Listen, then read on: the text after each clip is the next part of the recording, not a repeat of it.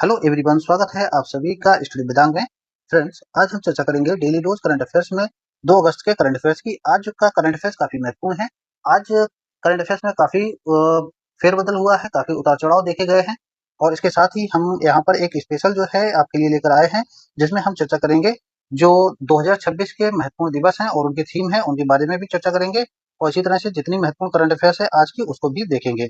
ये जो current affairs है आपके यूपीपीसीएस, यूपीपीएससी, आरओएआरओ और इसी तरह की जो अन्य परीक्षाएं हैं जिनमें समसामयिक घटनाक्रम महत्वपूर्ण रोल निभाता है, उनके लिए काफी महत्वपूर्ण साबित होगी। तो चलिए देखते हैं सबसे पहले आज का करंट अफेयर्स क्या है।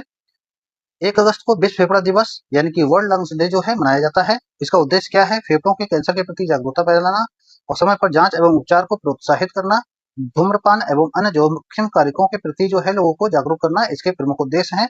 और इसके का जो एक प्रश्न है, इसके साथ ही हम पहले देख लेते हैं कुछ अन्य महत्वपूर्ण दिवस हैं, उनको देख लेते हैं। जैसे कि विश्व आर्द्र भूमि दिवस जो है ये 2 फरवरी को मनाया गया और थीम इसकी क्या थी? हमारे साझा भविष्य के लिए आर्द्र भूमियों की रक्षा, इसका जो है थीम थी। अंतर्राष्ट्रीय महिला दिवस 8 मार्च को मनाया गया। इसकी थीम क्या थी? सभी महिलाओं और बालिकाओं के लिए अधिकार, समानता और सशक्तिकरण, इसकी थीम थी। और अगला है कि विश्व स्वास्थ्य दिवस 7 अप्रैल को मनाया गया। इसकी थीम है स्वस्थ शुरुआत, आशापूर्ण भविष्य। विश्व पर्यावरण दिवस जो है ये 5 जून को मनाया जाता है और इसकी थीम है प्लास्टिक प्रदूषण का अंत। अंतर्राष्ट्रीय योग दिवस ये 21 जून को मनाया जाता है और इसकी थीम है एक पृथ्वी एक स्वास्थ्य के लिए योग। और विश्व जनसंख्या दिवस जो है 11 जुलाई को मनाया गया। इसकी थीम है युवाओं को न्यायपूर्ण और आशापूर्ण भविष्य के लिए सशक्त बनाना। विश्व ओजोन दिवस जो है 16 सितंबर को मनाया गया है। इसकी थीम है मॉन्ट्रियल प्रोटोकॉल, पृथ्वी की रक्षा और जलवायु के लिए प्रगति। तो चलिए अब हम जो है क्वेश्चन को देख लेते हैं। प्रश्न है कि विश्व फेफड़ा कैंसर दिवस कब मनाया जाता है? तो विश्व फेफड़ा कैंसर दिवस जो है ये 1 अगस्त को मनाया जाता है।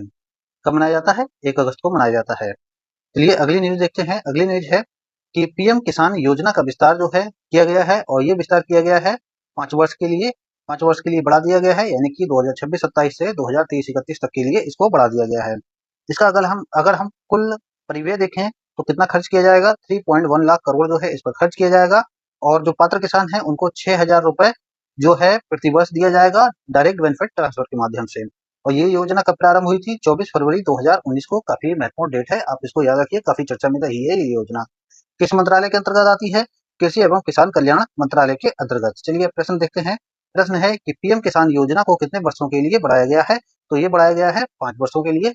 तो यहाँ पर आप देख सकते हैं कितना खर्च है और कितने रुपए जो है ट्रांसफर किए जाते हैं। चलिए आगे देखते हैं। राष्ट्रीय समुद्र मंथन योजना, तो कैबिनेट में इस जो योजना है यानी कि समुद्र मंथन योजना है इसको मंजूरी दे दी है और कुल परिव्यय कितना होगा इसमें? 84,084 करोड़ रुपए। उद्देश्य क्या है इसका? कि गहरे समुद्री क्षेत्रों में तेल एवं गैस अन्वेषण को बढ़ावा देना इसका उद्देश्य है। इसका मंत्रालय पेट्रोलियम एवं प्राकृतिक जो गैस मंत्रालय है वह है। प्रश्न देख लेते हैं इसका। समुद्र मंथन योजना का मुख्य उद्देश्य क्या है? तो इसका उद्देश्य क्या है? ऑफशोर तेल गैस अन्वेषण जो है इसका मुख्य उद्देश्य है। अगला देखते हैं कि प्रधानमंत्री सूर्य सरोवर योजना, तो ये योजना जो है नवीन एवं नवीकरणीय ऊर्जा मंत्रालय की योजना है और इसको जो है कैबिनेट ने मंजूरी दे दी है और इस पर कुल कितना व्यय किया जाएगा? 5,070 करोड़ रुपए इस पर व्यय किया जाएगा। लक्ष्य क्या है इसका? कि देश की जलाशयों और जल निकायों पर 5,000 मेगावाट की तैरती सौर फोटोवोल्टिक जो परियोजना है उनको विकसित करने का इसका लक्ष्य है और ये योजना 2026-27 से 30-31 तक जारी रहेगी। प्रश्न देख लेते हैं। प्रश्न क्या है?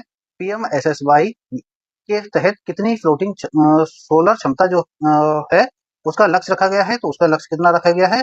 5,000 मेगावाट। अगला देखते हैं कि खेलो इंडिया योजना जो है ये संशोधित की गई है। खेलो इंडिया योजना एवं राष्ट्रीय खेल महासंघों के लिए कितना रुपया दिया गया है? 36,441 करोड़ रुपए जो है स्वीकृत किए गए हैं। ये योजना की शुरुआत कब हुई है? 2018 में हुई है। अवधि 26-27 से 30-31 तक के लिए बढ़ा दी गई है और लक्ष्य क्या है इसका? स्कूल और गांव स्तर से लेकर ओलंपिक स्तर तक के प्रशिक्षण सुविधाओं और प्रतिभा के मार्ग का विकास मार्ग तैयार करना है। विशेषता इसकी क्या है? खिलाड़ियों को आधुनिक खेल विज्ञान, तकनीकी पोषण, उच्च स्तरीय मेंटरशिप का उपलब्ध कराना इसकी विशेषता है। प्रश्न किस तरह से बनेगा कि संशोधित खेलो इंडिया योजना का कुल परिव्यय कितना है? तो इसका कितना है? 36,441 करोड़ रुपए इसका कुल परिव्यय है। देख लेते हैं कि अजिंक्य रहाणे ने अंतर्राष्ट्रीय क्रिकेट से संन्यास की घोषणा की है। उन्होंने 85 टेस्ट, 90 ओडीआई और 20 जो है T20 जो मैच हैं खेले हैं। 2020-21 में जो है वाटर गावस्कर ट्रॉफी में इन्होंने क्या है कप्तान रहे हैं और विजय प्राप्त की है। प्रश्न किस तरह से आता है कि अजिंक्य रहाणे ने कितने टेस्ट मैच खेले हैं? तो इन्होंने कितने खेले हैं? 85, 85। चलिए अगला देखते हैं। Prevention of insult to national honour amendment bill 2026, ये जो है संसद ने पारित कर दिया है और वंदे मातरम को वैधानिक यानी कि स्टेचुरी संरक्षण प्रदान किया गया है। और इससे कुछ महत्वपूर्ण इंपॉर्टेंट तथ्य हैं, ये आपको याद रखना है, काफी महत्वपूर्ण है, यहाँ से प्रश्न बन सकते हैं। तो देखिए 24 जनवरी को वंदे मातरम को राष्ट्रगीत का दर्जा दिया गया था। इसके रचयिता कौन है? बंकिम चंद्र चट्टोपाध्याय जी हैं इसके रचयिता। और ये उपन्यास जो है आनंद मठ से लिया गया है 1882 में। कुल पद कितने हैं? 6 पद हैं इसमें।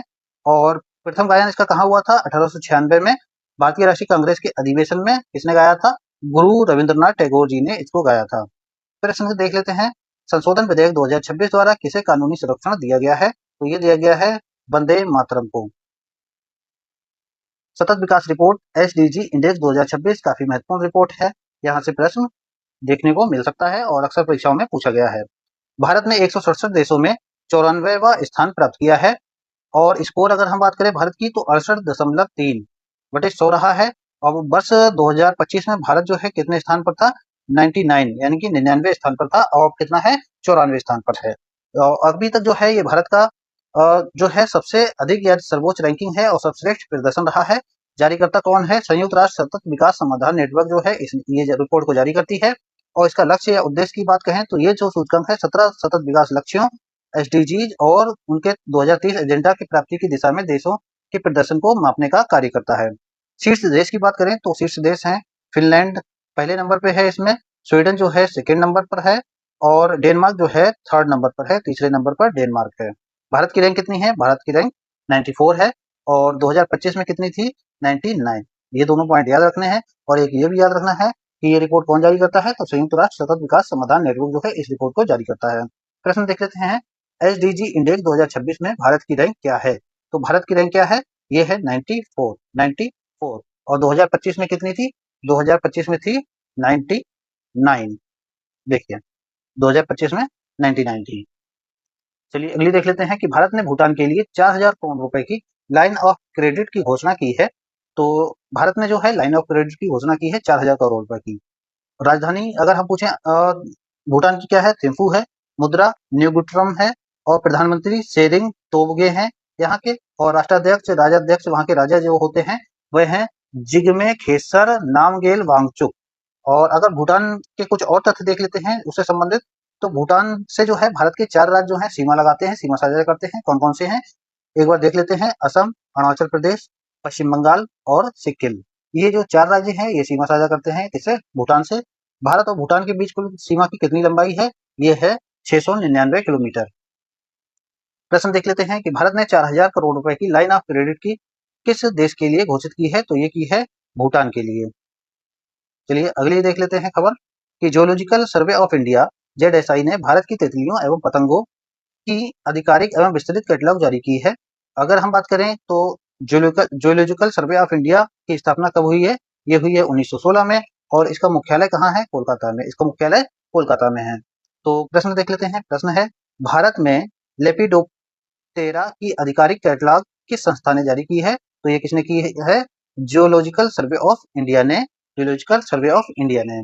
तो इस तरह से जो है हमारी करंट अफेयर्स यहाँ पर समाप्त होती है। आप लोग बताइए कि आप लोगों को कैसी ये करंट अफेयर्स लगी है? अगर इस तरह की और करंट अफेयर्स चाहते हैं तो आप लोग कमेंट बॉक्स में बता सकते हैं।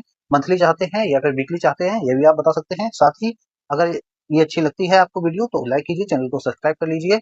और अगर आप इसका पीडीएफ चाहते हैं तो आप हमें जो है कमेंट में लिख कर भेज सकते हैं पीडीएफ।